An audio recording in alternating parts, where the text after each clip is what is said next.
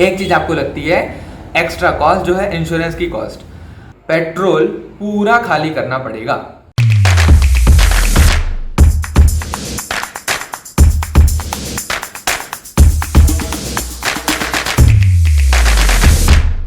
नमस्कार दोस्तों, मेरा नाम है मृदुल गुप्ता और आप अभी इस चैनल को इसलिए देख रहे हैं क्योंकि आपने टाइटल पढ़ा कि हमें बाइक या टू व्हीलर को पार्सल या लगेज में इंडियन रेलवे के द्वारा कैसे भेजना है।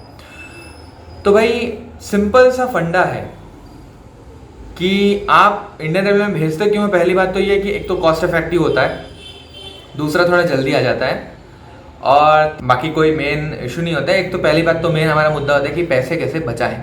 तो पैसे हमारे बचाने हैं तो इंडियन रेलवे भेजना पड़ेगा। अब इंडियन रेलवे भेजना है तो उसके बारे में जानकारी हासिल करनी पड़ेगी। और अगर आप मेरे चैनल में नए आए हैं तो सब्सक्राइब कर लीजिए, क्योंकि वैसे तो मैं बहुत कम आता हूँ, जब आता हूँ तो थोड़ी अच्छी इन्फॉर्मेशन लाता हूँ। तो बेल आइकन दबा दीजिएगा। वीडियो अच्छी और इन्फॉर्मेटिव लगेगी तो लाइक करना, वरना डिसलाइक करना तो डिसलाइक, कुछ नहीं करना तो मत करना। अच्छा, तो अभी हमें गाड़ी भिजवानी है। दो ऑप्शन हमारे पास है, पार्सल और लगेज। तो पहली बात, अगर मैं पार्सल की करता हूँ तो उसके बारे में आपको पहले इन्फॉर्मेशन देता हूँ। पार्सल में अगर आपको गाड़ी भिजवानी हो तो फर्स्ट ऑफ ऑल कोई भी गाड़ी आपको भिजवानी हो तो पहले उसका पेट्रोल पूरा खाली करना पड़ेगा। पूरा मतलब टोटली खाली। और वो चेक करते हैं वहीं के ऑफिसर, जो भी आपके पार्सल ऑफिस या फिर लगेज ऑफिसर के लगेज के जो ऑफिसर होते हैं वो चेक करते हैं। तो होता ये है कि पूरा पेट्रोल निकाल के गाड़ी ऑन करके, चोक ऑन करके, पूरा स्टार्ट करके, जब तक गाड़ी पूरी बंद नहीं हो जाती तब तक वो सेटिस्फाई नहीं होते। उनके सामने आपको चेक करके दिखाना है कि भाई अब ये गाड़ी नहीं चल रही है, टैंक पूरा सूखा हुआ है, तभी वो आपकी गाड़ी लेंगे, चाहे वो लगेज में हो चाहे पार्सल में, क्योंकि जाती तो गाड़ी ट्रेन में ही है। अभी ये आपको तो पता चल गया कि भाई पेट्रोल आपको पूरा हटाना ही पड़ता है। दूसरी बात, आपको पैकिंग करनी होती है खुद। इंडियन रेलवे की ऐसी कोई फैसिलिटी नहीं है कि आप उसको कुछ पैसे दे दो और आपका वो काम हो जाए। हाँ, as per Indian rules and Indian regulations, और बोल सकते हो कि इंडिया में चला रहा है ट्रेंड कि हर जगह ब्रोकर या मतलब दलाल हमेशा अवेलेबल होते हैं। तो उसके लिए आपको टेंशन लेने की जरूरत नहीं है कि यार पैकिंग कैसे करूंगा। तो होता ही है कि पार्सल ऑफिस के बाहर कुछ बंदे खड़े रहते हैं, वो बस आपको कैसे भी अपने कब्जे में लेना चाहते हैं। तो उनका मेन मोटो होता है कि 350 रुपए से 800 रुपए तक वो पैकिंग के चार्जेस लेते हैं। अब आप बोलोगे कि इतने क्या चार्जेस होते हैं। भाई करते कुछ नहीं है, सिंपल वाइट बोरे को वो लगा के पैक कर देते हैं। और 800 वाले जो होते हैं वो क्या करेंगे कि पुट्ठा लगाए थोड़ा बहुत लाइट की तरफ और इंडिकेटर की तरफ, थोड़ा बहुत पुट्ठा लगा दिए, फिर वो सिल दिए, खत्म, दैट्स इट। लेकिन उसमें आपको एक काम मिल जाता है कि वो पेट्रोल पूरा खाली करने का काम वो खुद कर देते हैं। और ऑफिसर के साथ सेटिंग बोलो या उनसे अच्छा रिलेशन बोलो या जो भी कुछ बोलो, वो उनका आपका टाइप अच्छे से हो जाता है और आपका काम इजिली हो जाता है। तो मैं तो यही कहूंगा कि भाई आप अगर 350-500 रुपए आपका अगर पैकिंग के लग रहे हैं, 100 रुपए के बोरे के आपको 500 रुपए ले रहा है, तो भले आपको देना हो तो आप दे दो, और अगर नहीं वो भी आपको बचाने हैं तो आपको घर से पूरी पैकिंग कर लीजिए, रेदर देन पेट्रोल टैंक के पास। मतलब अगर बाइक है तो सामने पेट्रोल टैंक के पास उसको आप थोड़ा छोड़ के रख दो, ताकि वो ऑफिसर चेक कर सके कि पेट्रोल टैंक खाली है और आप तब उसमें भेज सकते हैं। वो चीज आपको पैकिंग फिर वहीं आके करनी पड़ेगी, क्योंकि वो भी आपको पैक करना जरूरी होता है। स्क्रैचेस तो पड़ते ही हैं, इसलिए पैकिंग करना बहुत जरूरी है। तो पैकिंग तो करना ही पड़ेगा। और वाइट बोरा लेने का इसलिए मकसद इजी होता है क्योंकि वाइट बोरे में जो वो आपका पार्सल का लगेज का जो नंबर आता है वो, और कहाँ से कहाँ तक जा रहा है वो, और आपका मतलब जो बंदा दे रहा है उसका मोबाइल नंबर जिसने वहाँ पे पार्सल लगेज में लिखाया होगा, वो उनको लिखने में बहुत सुविधा जाती है वाइट में। तो इजी विजिबिलिटी होती है। तो मोस्टली पार्सल में प्रेफर करते हैं कि वाइट बोरे से ही वो पैक हो। ठीक है, पैकिंग का काम हो गया। अब रही बात कि पैसे कितने लग रहे हैं। तो भाई ऐसा है कि इंडियन रेलवे ने ओपनली उसका रेट डाल रखा है, जिसकी लिंक मैं आपको नीचे दे देता हूं कि कितना किलोमीटर पे कितना रेट लगेगा। मान लीजिए बॉम्बे से जयपुर का इतना रेट, कितना किलोमीटर होता है, उस किलोमीटर पे इतने किलो की कितने चार्जेस लगते हैं। लेकिन आपकी है गाड़ी तो आपके में कैलकुलेट होगा वॉल्यूमेट्रिक वेट। तो फॉर एग्जांपल अगर मैं टेंटेटिव आपको बता दूं कि 500 किलोमीटर के अगर रेंज है तो वो अप्रोक्स आपका जाता है करीबन 600-700 रुपए के आसपास।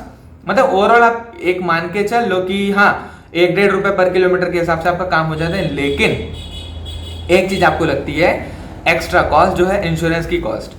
अब वो क्या होता है, तो हम इसके लिए बात करते हैं पहले कि डॉक्यूमेंटेशन आपको क्या क्या लगेंगे। डॉक्यूमेंटेशन आपको लगेंगे एक तो आरसी बुक की फोटोकॉपी, जो कि आजकल आरसी कार्ड आते हैं, तो आरसी कार्ड की फोटोकॉपी। दूसरा आधार कार्ड जो बंदा भेज रहा है उसका, और गाड़ी जिसके नाम पे है उसका आधार कार्ड, तो वो मेन मैंडेटरी है। कई बार ये होता है कि वो आपका आधार कार्ड ना भी मांगे तो चल जाता है, वो depend upon the mood off that officer. जो ऑफिसर वहां बैठे हैं उसके मूड पे ऊपर डिपेंड करता है, तो वो आपके हाथ में नहीं है। तीसरा इंश्योरेंस की फोटोकॉपी जेरॉक्स। तो मैंने आपको मेन क्या लगा, आरसी लगा, ड्राइविंग लाइसेंस हो या आधार कार्ड हो वो लगा, और आपको लगा इंश्योरेंस का जेरॉक्स। तीसरा चौथा जो पार्ट होता है वो लगता है वहां का जो फॉर्म होता है, वो फॉर्म उनको फिलअप करवाते हैं, वो फॉर्म आपको फ्री में वहीं मिलता है। अगर आप प्री प्रिपेयर हैं करके जा रहे हैं तो आप नेट से डाउनलोड कर लीजिए, मैं लिंक नीचे दे देता हूं। इंडियन रेलवे में ओपनली दिया हुआ है, उसका पीडीएफ आप डाउनलोड कर लीजिए, फ्रंट बैक प्रिंट कर लीजिए, उसमें लिखने की इंफॉर्मेशन होती है। अब उसमें क्या होता है कि मान लीजिए आपके इंश्योरेंस में, जब भी आप इंश्योरेंस कराते हैं, मान लीजिए 3 साल पुरानी है, 4 साल पुरानी है, तो इंश्योरेंस कंपनी आपको आईडीवी वैल्यू देती है। मतलब आईडीवी आपको दिए जाते हैं। मान लीजिए आपकी एक्टिवा हो या गाड़ी का कॉस्ट मान लीजिए 34,000 रुपए है, current price of this that vehicle, कि अगर वो गाड़ी अगर आपकी गुम जाती है, चोरी आती, जल जाती, कुछ भी हो जाता इंश्योरेंस के बेसिस पे, तो आपको इंश्योरेंस कंपनी कितना पैसा देती है, तो मान लीजिए 34,000 होती है उसकी वैल्यू। हाँ, भले एक्टिवा का प्राइस आपका मार्केट में 40,000 मिलेगा, पर वो कैलकुलेट नहीं करता, कैलकुलेट इंश्योरेंस पे आपको कितना क्लेम होता है वो करता है।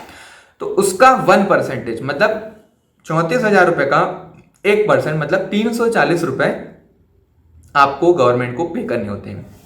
मतलब गवर्नमेंट आपसे इतने रुपए लेती है। क्यों लेती है आई डोंट नो, क्योंकि इंश्योरेंस की वैल्यू तो ऑलरेडी इंश्योरेंस कंपनी को हमने पे कर दी थी, लेकिन आप गाड़ी भिजवा रहे हैं उस पर भी चार्ज करते हैं, गॉड नोस क्यों, पर मांगते हैं।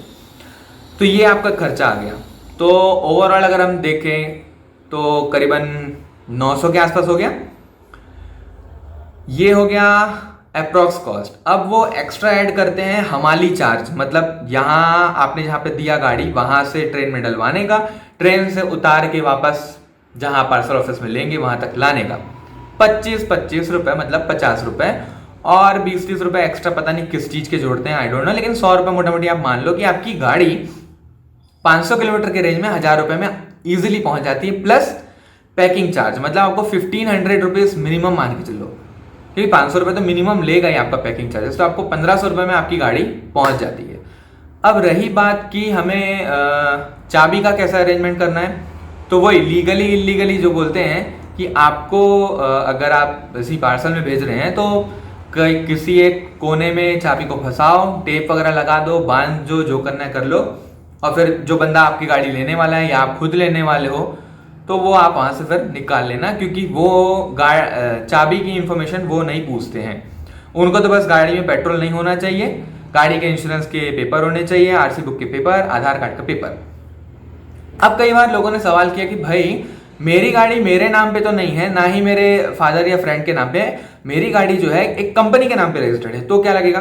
भाई अगर आपकी गाड़ी कंपनी के नाम पे रजिस्टर्ड है तो कंपनी का ही आरसी बुक होगा, ठीक है, लेकिन आपको कंपनी के लेटर हेड में ये लिखवाना होगा कि ये जो कंपनी की गाड़ी है फलाना व्यक्ति, मतलब जो आप खुद हो मान लो, तो आपको मैं अथॉरिटी दे रहा हूं कि आप इस गाड़ी को इस स्टेशन से दूसरे स्टेशन में भेजने की हम अथॉरिटी दे रहे हैं, और उस पर भी आपको स्टैंप कंपनी का लगाना बहुत जरूरी है, वो भी मल्टी कलर लेटर हेड में, जेरोक्स नहीं चलेगा उस पर, वो ओरिजिनल लेटर हेड उनको देना होगा विथ डेट।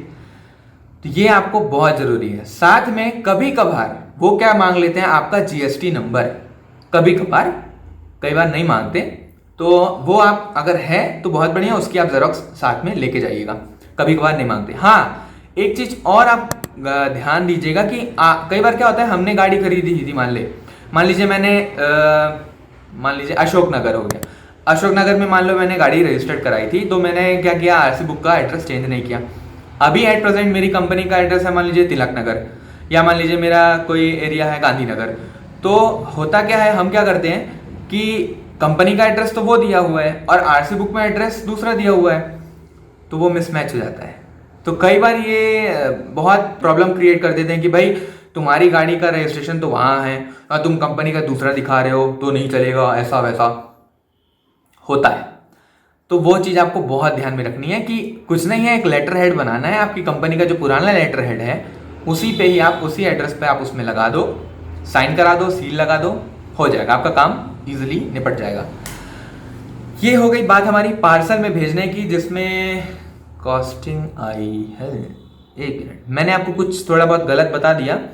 जो आपका खर्चा तो पार्सल का था, इसमें आप समझ लो 200 रुपये थोड़ा कम मान लीजिए, क्योंकि मैंने जो गाड़ी मंगाई थी वो एज ए लगेज मंगाई थी। जो कॉस्टिंग थी 1000 रुपये वो लगेज की थी। तो मानो आप गाड़ी भेजते हो तो 700 रुपये के बदले आपका लगभग 550 रुपये तक का काम होगा, ज़्यादा अंतर नहीं आता। 150 रुपये का फर्क थोड़ा ऊपर नीचे, उतना एडजस्ट कर लेना भाई साहब प्लीज। ठीक है, अभी हम नेक्स्ट आते हैं कि लगेज में हमें गाड़ी कैसी भेजनी होती है। लगेज की जानकारी के लिए नेक्स्ट वीडियो जरूर देखना। मिलते हैं नेक्स्ट वीडियो में, बाय।